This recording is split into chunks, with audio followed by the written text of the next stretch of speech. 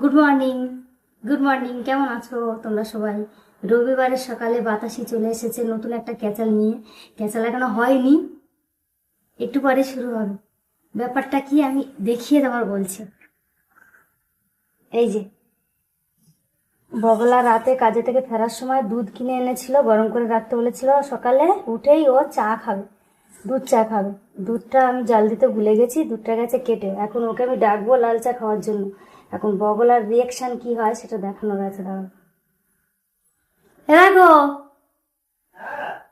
দরজাটা বন্ধ হলো কেন? বাতাস হচ্ছে, দরজাটা ওখানে বেঁধে দাও। চা করছি, হ্যাঁ করো।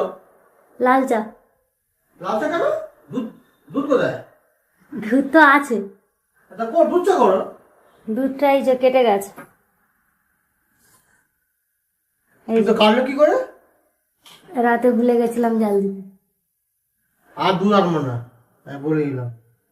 গা লাগে না এগুলো নাকি? হ্যাঁ গায়ে লাগে ঠিক আছে, আনবে না ঠিক আছে। তুমি আনতে, তুমিও খেতে, আমি খেতাম। এখন তুমি আনবে না, তুমিও খাবে না, আমি খাবো না। খাবো না, চাই খাবো না। চা খাবে না? চা করতে হবে। হ্যাঁ, লাল চা করি। হ্যাঁ লাল চা করো। আর দুধ আনবো না। দুধ তুমি মনে রাখতে পারছো না আজকাল। হ্যাঁ দুধ তো কেটে গেল। কত দুধ মনে রাখতে পারছি না আজকাল, সেটা তো দেখলে। এখন রাতে খাওয়ার পর ছোট ছেলে যা ঝামেলা সেটা চোখে দেখতে পাবো। তা দুধ তো ফ্রিজে ঢুকিয়ে দাও। হ্যাঁ, সেটাই ভুলে গেছি। ওইটাই বড় কলমটা আমাকেও ভুলে যাবে। এই যে দেখছি আমাকেও ভুলে যাবে। এই যে হাট, যে হাট হাট। আর দরজাটা বেঁধে দাও ওই জানালায় দড়ি দিয়ে, হাওয়ায় বন্ধ হয়ে যাচ্ছে শুধু।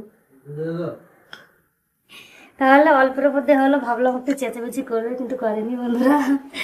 লাল চাটা বসিয়েই দিই। আর লাল চা কে কে খেতে চাও চলে আসো, বানাচ্ছি। টেরে টেরে দেখছে আমার দিকে, দেখুক। লাল চাটা করে নিয়ে যাই, খাওয়ালে মাথাটা ঠান্ডা হয়ে যাবে। আর তোমরা এতক্ষণ ভিডিওটা দেখার জন্য অসংখ্য অসংখ্য ধন্যবাদ আর বুকভরা ভালোবাসা। একটা লাইক করে দিতে ভুলো না, আর কমেন্ট করে জানিও। অবশ্য বগলার রিয়াকশনটা অনেকটাই কম ছিল। আমি ভাবছিলাম খুব খুব রেগে যাবে, কিন্তু রাগিনি। যাই হোক, ভালো থেকো তোমরা সবাই, টাটা।